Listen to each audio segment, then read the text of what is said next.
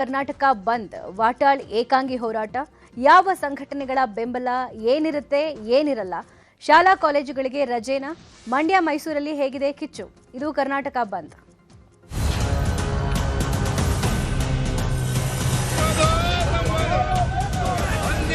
ನಮ್ಮ ರೈತರನ್ನು ಕಾಪಾಡಬೇಕು ಕೋರ್ಟ್ ಆದೇಶ ಕೂಡ ಪಾಲನೆ ಮಾಡಬೇಕು ಬೆಳಗ್ಗೆ 6 ರಿಂದ ಸಂಜೆ 6 ವರೆಗೆ ಬಂದ್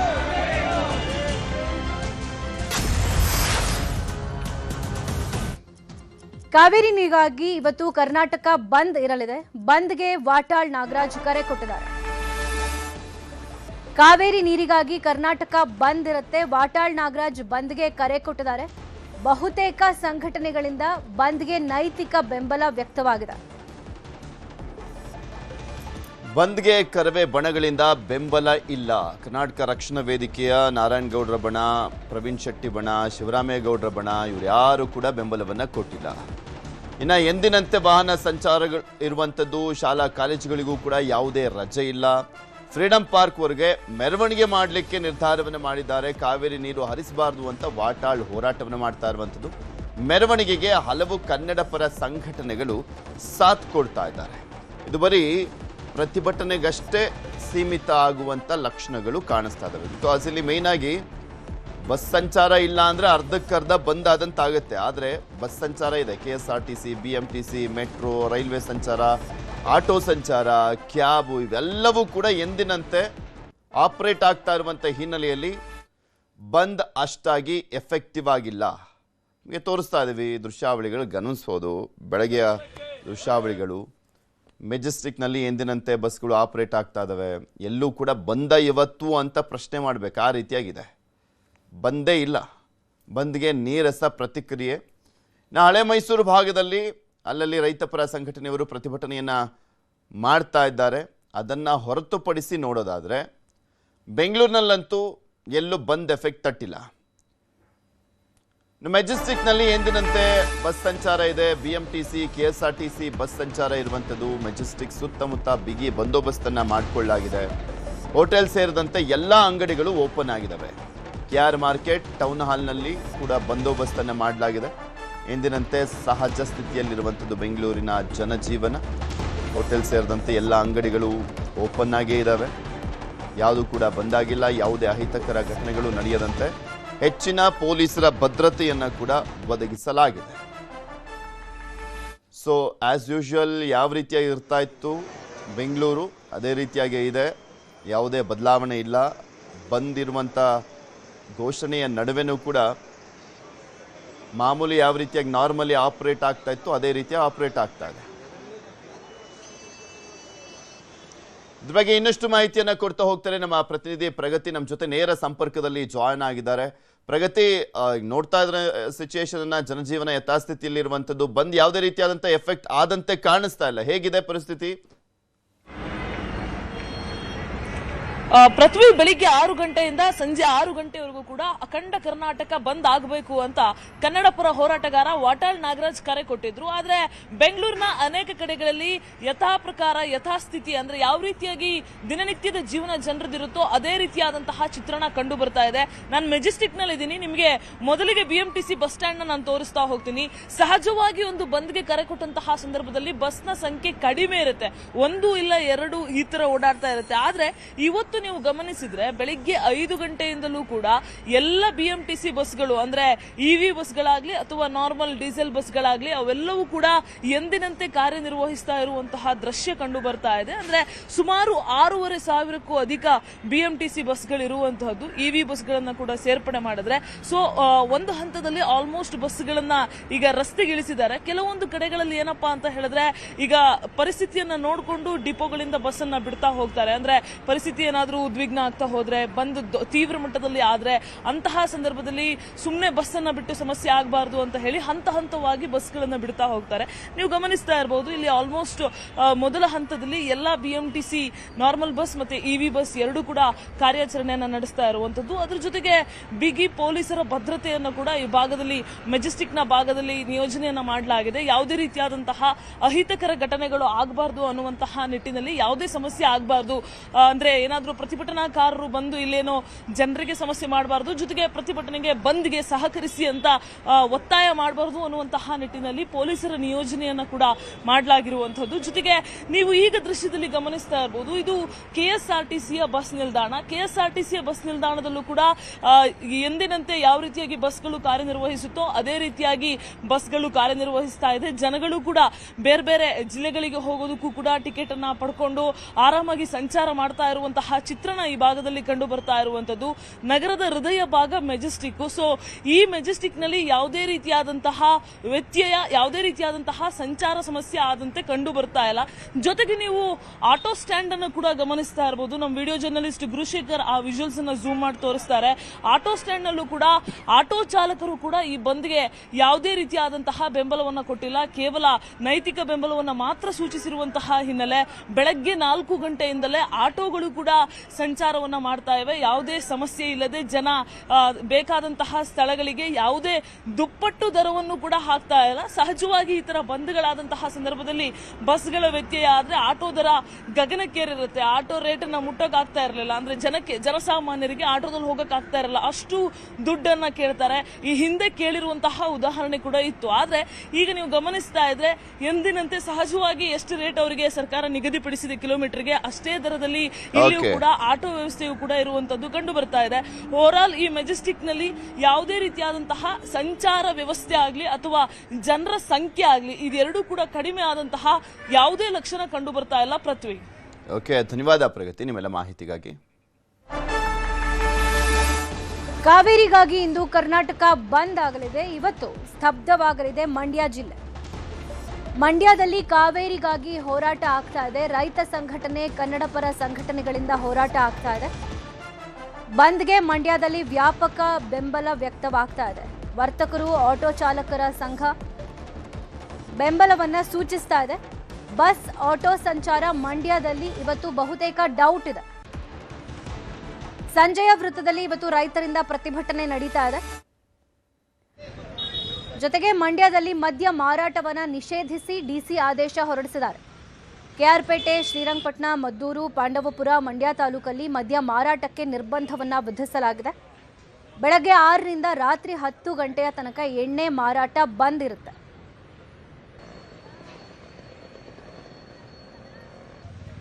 ಬಗ್ಗೆ ಮತ್ತಷ್ಟು ಮಾಹಿತಿ ಕೊಡ್ತಾರೆ. ನೇರ ಸಂಪರ್ಕದಲ್ಲಿ ಜಾಯ್ನ್ ಆಗ್ತಿರುವಂತಹ ನಮ್ಮ ರಿಪೋರ್ಟರ್ ಸುನಿಲ್, ಮಂಡ್ಯದಲ್ಲಿ ಹೇಗಿದೆ ಪರಿಸ್ಥಿತಿ? ಬಂದ್ ಯಾವ ರೀತಿ ವ್ಯಕ್ತವಾಗ್ತಾ ಇದೆ? ಅಲ್ಲಿ ಜನ ಹೇಗೆ ರಿಯಾಕ್ಟ್ ಮಾಡ್ತಾ ಇದ್ದಾರೆ ಬಂದ್ಗೆ?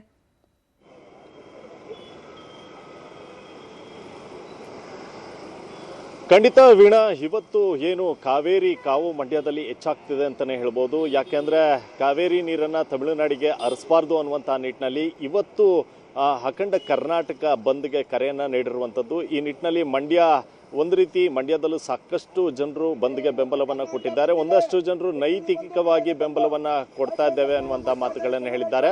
ನೀವೀಗ ಒಂದಷ್ಟು ದೃಶ್ಯಗಳನ್ನ ನೋಡ್ಬೋದು. ನಾನೀಗ ಮಂಡ್ಯದ ಸಂಜೆಯ ವೃತ್ತದಲ್ಲಿದ್ದೀನಿ.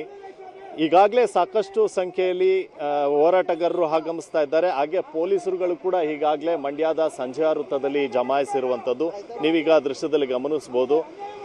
KSRP, DAR ಹೀಗೆ ಸಾಕಷ್ಟು ಪೊಲೀಸರನ್ನ ನಿಯೋಜನೆ ಮಾಡಲಾಗಿದೆ. ಯಾವುದೇ ಅಹಿತಕರ ಘಟನೆಗಳು ನಡೀಬಾರ್ದು ಅನ್ನುವಂಥ ನಿಟ್ಟಿನಲ್ಲಿ. ಮತ್ತೊಂದು ಕಡೆ ನೀವು ದೃಶ್ಯದಲ್ಲಿ ಗಮನಿಸ್ಬೋದು, ಈಗಾಗಲೇ ಹೋರಾಟಗಾರರು ಮಂಡ್ಯದ ಸಂಜೆಯ ವೃತ್ತಕ್ಕೆ ಆಗಮಿಸಿರ್ತಕ್ಕಂಥದ್ದು, ಹೋರಾಟವನ್ನು ಮಾಡ್ತಾ ಇದ್ದಾರೆ. ಆಲ್ರೆಡಿ ಆಕ್ರೋಶಗಳನ್ನು ಕೂಡ ವ್ಯಕ್ತಪಡಿಸ್ತಾ ಇರ್ತಕ್ಕಂಥದ್ದು. ಹಾಗೆ ವೀಣಾ, ಹೋರಾಟಗಾರರನ್ನು ಮಾತನಾಡಿಸುವಂತ ಕೆಲಸವನ್ನ ಕೂಡ ಮಾಡ್ತೀನಿ. ಇವತ್ತು ಬಂದ್ಗೆ ಕರೆಯನ್ನು ಕೊಟ್ಟಿರುವಂಥದ್ದು, ನೀವು ಹೋರಾಟ ಮಾಡಲಿಕ್ಕೆ ಬಂದಿದ್ದೀರಿ, ಏನು ಹೇಳ್ತೀರಿ? ನಾವು ಚಳವಳಿಗಾರರು, ರಾಜ್ಯದ ಹಿತ ಕಾಪಾಡಬೇಕಾದ ನನ್ನ ಜವಾಬ್ದಾರಿ. ನಾವು ಶಾಂತಿಯುತವಾದ ಬಂದ್ಗೆ ಸಹಕರಿಸ್ತಾ ಇದ್ದೀವಿ. ಯಾವುದೇ ಅಹಿತಕರ ಘಟನೆ ನಾವು ಮಾಡಲ್ಲ. ಆದರೆ ರಾಜ್ಯದ ಮುಖ್ಯಮಂತ್ರಿಗಳು ಯಾವುದೇ ಕಾರಣಕ್ಕೂ ತಮಿಳುನಾಡಿಗೆ ನೀರು ಕೊಡುವ ನಿರ್ಣಯವನ್ನು ತೆಗೆದುಕೊಳ್ಬಾರ್ದು. ಕರ್ನಾಟಕದ ಬದ್ಧತೆಯನ್ನು ಕಾಪಾಡಬೇಕು, ಸಮರ್ಥವಾಗಿ ಮಂಡನೆ ಮಾಡಬೇಕು. ಕಾವೇರಿ ನಿರ್ವಹಣಾ ಸಮಿತಿ ಪ್ರಾಧಿಕಾರಗಳಲ್ಲಿ ಪದೇ ಪದೇ ನಮ್ಮ ರಾಜ್ಯಕ್ಕೆ ಅನ್ಯಾಯ ಆಗ್ತಿದೆ. ಇಂತಹ ಸಂದರ್ಭ ಬಂದಾಗ ರಾಜ್ಯದ ಜನ 7.5 ಕೋಟಿ ಜನರ ಸಂಖ್ಯೆ, ಆ ಜನರ ಪರಿಸ್ಥಿತಿ ಏನಾಗಬೇಕು? ಕುಡಿಯೋ ನೀರಿಗಾಗಿ ಇರುವಂಥ ಒಂದಷ್ಟು ನೀರುಗಳನ್ನು ಕೂಡ ಈಗಾಗಲೇ ಮಂಡ್ಯ ಕಾವೇರಿ ಕೊಳ್ಳದ ಪ್ರದೇಶ ಬರಪೀಡಿತ ಪ್ರದೇಶ ಅಂತ ಘೋಷಣೆ ಆಗಿದೆ. ಈಗಾಗಲೇ ತಾವೇ ಮುಖ್ಯಮಂತ್ರಿಗಳು ಸಚಿವರನ್ನ ಆ ಗ್ರಾಮೀಣ ಪ್ರದೇಶಗಳ ವಸ್ತುಸ್ಥಿತಿಗಾಗಿ ತಮ್ಮ ಸಚಿವರನ್ನೇ ಕಳಿಸಿದ್ದೀರಿ. ಇಂಥ ಸ್ಥಿತಿಯಲ್ಲಿ ಕಾವೇರಿ ನಿರ್ವಹಣಾ ಪ್ರಾಧಿಕಾರ ನೀಡಿರುವ ಆದೇಶ ಈ ರಾಜ್ಯದ ದೊಡ್ಡ ಘೋರ ದುರಂತನೇ ಸರಿ ಅನ್ನುವಂಥ ಪ್ರಶ್ನೆ ಕಾಡ್ತಾ ಇದೆ. ಇದಕ್ಕೆ ಕೇಂದ್ರ ಸರ್ಕಾರ ಮಧ್ಯಸ್ಥಿಕೆ ಬರಬೇಕಾಗಿದೆ. ಮಹತ್ವ ಚರ್ಚೆ ಏನು ಅಂತ ಹೇಳಿದ್ರೆ, ಇವತ್ತು ತಮಿಳುನಾಡವರು ಅಪೀಲ್ ಸಲ್ಲಿಸಿರುವಂಥ ಸುಪ್ರೀಂ ಕೋರ್ಟ್ನಲ್ಲಿ ಇವತ್ತು ವಿಚಾರಣೆ ಕೈಗೆತ್ತಿಕೊಳ್ತಾರೆ. ಸುಪ್ರೀಂ ಕೋರ್ಟಲ್ಲಿ ಏನು ತೀರ್ಮಾನ ಬರುತ್ತೆ ಅನ್ನೋದೇ ಗೊತ್ತಾಗ್ತಿಲ್ಲ. ರಾಜ್ಯಕ್ಕೆ ಯಾವುದೇ ಥರ ಅನ್ಯಾಯ ಆಗದೆ ರೀತಿಯಲ್ಲಿ ನಮಗೆ ನ್ಯಾಯ ಕೊಡಿಸುವಂಥ ತೀರ್ಪನ್ನು ಕೂಡ ನ್ಯಾಯಾಧೀಶರು ಮಾಡಬೇಕು ಅನ್ನೋ ಆಗ್ರಹವನ್ನು ಮಾಡ್ತಾ ಇದ್ದೀವಿ. ಸೊ ಇದು ವೀಣಾ ಹೋರಾಟಗಾರರ ಮಾತಾಗಿರ್ತಕ್ಕಂಥದ್ದು. ಈ ನಿಟ್ಟಿನಲ್ಲಿ ಅಂದರೆ ಈಗಾಗಲೇ ಏನು ಹೋರಾಟಕ್ಕೆ ಅಂತ ಸಂಜೆ ವೃತ್ತಕ್ಕೆ ಸಾಕಷ್ಟು ಹೋರಾಟಗಾರರು ಆಗಮಿಸ್ತಾ ಇದ್ದಾರೆ. ಮತ್ತೊಂದು ಕಡೆ ಪೊಲೀಸ್ ಇಲಾಖೆ ಕೂಡ ಅಂದರೆ CM ಈಗಾಗಲೇ ಕಾನೂನು ಸುವ್ಯವಸ್ಥೆಯನ್ನು ಕಾಪಾಡಬೇಕು ಅನ್ನುವಂಥ ಒಂದು ಸೂಚನೆಯನ್ನು ಕೊಟ್ಟಿದ್ರು. ಆ ಸೂಚನೆ ಮೇರೆಗೆ ಮಂಡ್ಯ ಪೊಲೀಸರು ಕೂಡ ಸಜ್ಜಾಗಿರ್ತಕ್ಕಂಥದ್ದು. ಸಾಕಷ್ಟು ಪೊಲೀಸರನ್ನು ನಿಯೋಜನೆ ಮಾಡಲಾಗಿದೆ. ಯಾವುದೇ ಅಹಿತಕರ ಘಟನೆಗಳು ನಡೆದಂತೆ ಪೊಲೀಸರು ಕೂಡ ಮುಂಜಾಗ್ರತಾ ಕ್ರಮಗಳನ್ನು ತೆಗೆದುಕೊಂಡಿದ್ದಾರೆ. ಹಾಗೆ ಮದ್ಯ ಮಾರಾಟವನ್ನು ಕೂಡ ಮಂಡ್ಯದಲ್ಲಿ ಇವತ್ತು ಬ್ರೇಕ್ ಹಾಕಿರುವಂಥದ್ದು. ಅಂದರೆ ಮದ್ಯ ಮಾರಾಟಕ್ಕೆ ನಿಷೇಧವನ್ನು ಹೇರಿ ಮಂಡ್ಯ ಜಿಲ್ಲಾಧಿಕಾರಿಗಳು ಆದೇಶವನ್ನು ಹೊರಡಿಸಿರುವಂಥದ್ದು. ವೀಣಾ, ಇನ್ನು 8 ಗಂಟೆಯಿಂದ ಇನ್ನೂ ಹೆಚ್ಚಿನ ಸಂಖ್ಯೆಯಲ್ಲಿ ಹೋರಾಟಗಾರರು ಮಂಡ್ಯದ ಸಂಜೆ ವೃತ್ತಕ್ಕೆ ಆಗಮಿಸುವಂಥ ಸಾಧ್ಯತೆ ಇರತಕ್ಕಂಥದ್ದು. ಆದರೆ ಸದ್ಯದ ಪರಿಸ್ಥಿತಿ ಮಟ್ಟಿಗೆ KSRTC ಬಸ್ಗಳು ರಸ್ತೆಯಲ್ಲಿ ಓಡಾಟವನ್ನು ಮಾಡ್ತಾ ಇದ್ದಾವೆ. ಹಾಗೆ ಆಟೋಗಳು ಕೂಡ ಎಂದಿನಂತೆ ತಮ್ಮ ಕಾರ್ಯವನ್ನ ದೈನಂದಿನ ಕಾರ್ಯವನ್ನ ಅಪ್ಡೇಟ್ಸ್ ಅನ್ನ ಪಡ್ಕೊಳ್ತಾ ಹೋಗ್ತೀವಿ. ಸದ್ಯಕ್ಕೆ ಧನ್ಯವಾದ ಸುನಿಲ್, ನಿಮ್ಮೆಲ್ಲ ಮಾಹಿತಿಗಾಗಿ. ಈಗ 31 ಜಿಲ್ಲೆಗಳ ಸುದ್ದಿಗಳನ್ನು ನೋಡ್ತಾ ಹೋಗೋಣ. ಮತ್ತಷ್ಟು ಅಪ್ಡೇಟ್ಸ್ ಅನ್ನ ಅದ್ರ ಬಗ್ಗೆ ನಿಮ್ಮ ಮುಂದೆ ಇಡ್ತಾ ಹೋಗ್ತೀವಿ. ಆದರೆ ಅದಕ್ಕೂ ಮುಂಚೆ ಒಂದು ಸ್ಮಾಲ್ ಬ್ರೇಕ್.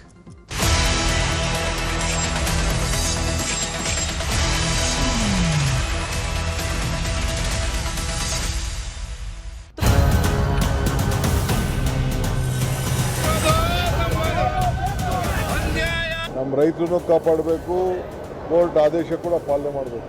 ಬೆಳಗ್ಗೆ 6ರಿಂದ ಸಂಜೆ 6ರವರೆಗೆ ಬಂದ್.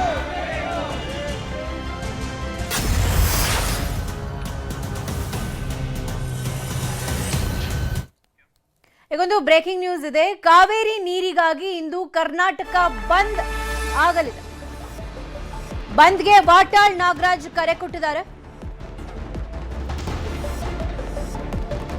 ಕಾವೇರಿ ನೀರಿಗಾಗಿ ಇವತ್ತು ಕರ್ನಾಟಕವನ್ನ ಬಂದ್ ಮಾಡಲಾಗುತ್ತೆ. ಬಹುತೇಕ ಸಂಘಟನೆಗಳಿಂದ ಬಂದ್ಗೆ ನೈತಿಕ ಬೆಂಬಲ ಸಿಗ್ತಾ ಇದೆ. ಬಂದ್ಗೆ ಕರವೇ ಬಣಗಳಿಂದ ಬೆಂಬಲ ಇಲ್ಲ. ಶಾಲಾ ಕಾಲೇಜುಗಳಿಗೂ ಯಾವುದೇ ರೀತಿ ರಜೆ ಇರೋದಿಲ್ಲ. ವಾಹನಗಳ ಸಂಚಾರ ಕೂಡ ಎಂದಿನಂತೆ ಇರಲಿದೆ. ಟೌನ್ ಹಾಲ್ನಿಂದ ಫ್ರೀಡಂ ಪಾರ್ಕ್ ವರೆಗೆ ಮೆರವಣಿಗೆ ಮಾಡಲಾಗುತ್ತೆ. ಕಾವೇರಿ ನೀರನ್ನ ಹರಿಸಬಾರದು, ಯಾವುದೇ ಕಾರಣಕ್ಕೂ ಕಾವೇರಿ ನೀರು ಬಿಡಬಾರದು ಅಂತ ವಾಟಾಳ್ ಹೋರಾಟವನ್ನ ಹಮ್ಮಿಕೊಂಡಿದ್ದಾರೆ. ಮೆರವಣಿಗೆಗೆ ಹಲವು ಕನ್ನಡಪರ ಸಂಘಟನೆಗಳು ಸಾಥ್ ಕೊಡ್ತಾ ಇವೆ. ಬಹುತೇಕ ಸಂಘಟನೆಗಳು ಸಾಥ್ ಕೊಡ್ತಾ ಇವೆ. ಆದರೆ ಕರವೇ ಕಡೆಯಿಂದ ಯಾವುದೇ ರೀತಿ ಬೆಂಬಲ ಇಲ್ಲ. ಶಾಲಾ ಕಾಲೇಜುಗಳಿಗೂ ರಜೆ ಇರೋದಿಲ್ಲ.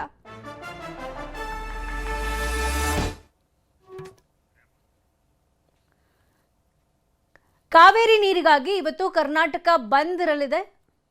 ವಾಟಾಳ್ ನಾಗರಾಜ್ ಏಕಾಂಗಿ ಹೋರಾಟವನ್ನ ಹಮ್ಮಿಕೊಂಡಿದ್ದಾರೆ. ಬಹುತೇಕ ಸಂಘಟನೆಗಳು ನೈತಿಕವಾಗಿ ಬೆಂಬಲವನ್ನ ಸೂಚಿಸ್ತಾ ಇವೆ. ಬಹುತೇಕ ಸಂಘಟನೆಗಳಿಂದ ನೈತಿಕ ಬೆಂಬಲ ಸಿಕ್ಕಿದ್ರೂ ಶಾಲಾ ಕಾಲೇಜುಗಳಿಗೆ ರಜೆ ಇರೋದಿಲ್ಲ. ವಾಹನ ಸಂಚಾರ ಕೂಡ ಎಂದಿನಂತೆ ಇರುತ್ತೆ. ಫಿಸಿಕಲಿ ಯಾವುದೇ ರೀತಿ ಬೆಂಬಲ ಇರೋದಿಲ್ಲ. ನೈತಿಕವಾಗಿ ಕೆಲವು ಸಂಘಟನೆಗಳು ಬೆಂಬಲ ಕೊಡ್ತಾ ಇವೆ.